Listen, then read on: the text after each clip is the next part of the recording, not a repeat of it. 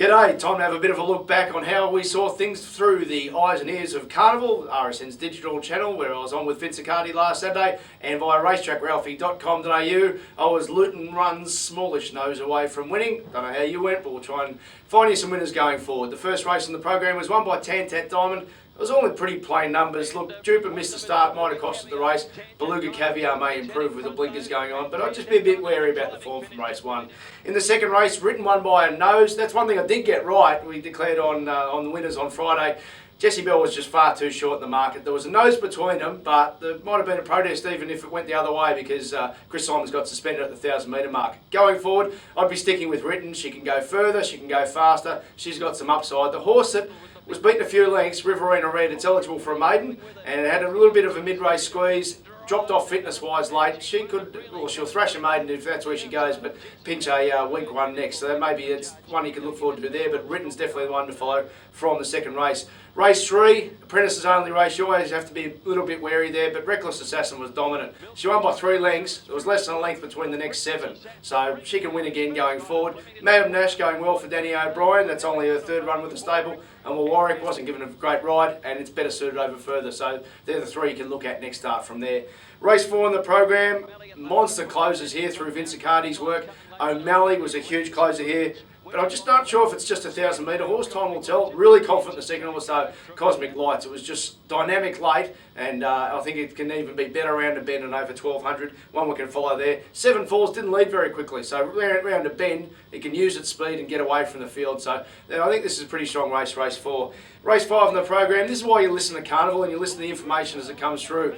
The data was clearly showing this is a real dry track, and the last 600 metres at Flemington on Saturday was as dry as you'd get in the summer. Now, that greatly enhanced backbone. Then you use the market intelligence. Through the morning, it was 10s and 5s, and it ran accordingly. It was only its 3rd start for Darren Weir. Got thrashed at its previous start, but it was on a bog-heavy track. It's a good dry tracker. I think it's going to win again for sure. It really has got the big upside there. Just to do that, just 3rd up, first time on a dry track. Used a lot, went too slowly in front. Don't leave it out next start. And Folger needs to go either back in distance or in a faster run race, but definitely Backbone's one to follow out of that. In race 6, as I said, Luton Run's nose beat us.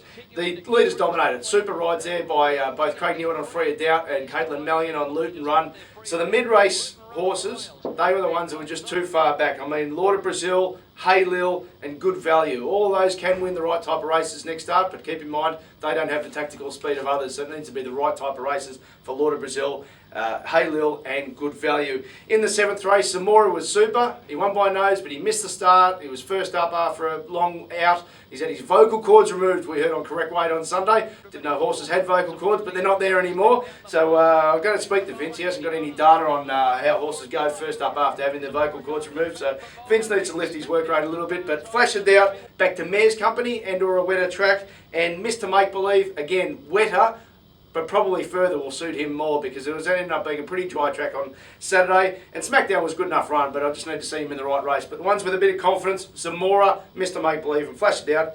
In the last race, they didn't go too quick. The winner, Aratus, it's the end of his prep. Super training performance by Mick Price to keep him up for one more run, but I think that'll be it for him. As far as looking forward, Prism was good for longer. Academy Jack for shorter. In that the way that race was run on a firm track over a mile, that's the end of his distance range. But if he gets a wet track over 1,400, as long as I can make ground, he's the one to follow there. The best one from the meeting for mine would be Backbone for sure, and probably Zamora, and we'll try and get it right next week on Carnival. If you listen in on Saturday, Nadia Horn is joining myself and JT. We're going to have Adelaide as well this Saturday, and try and find you lots of winners.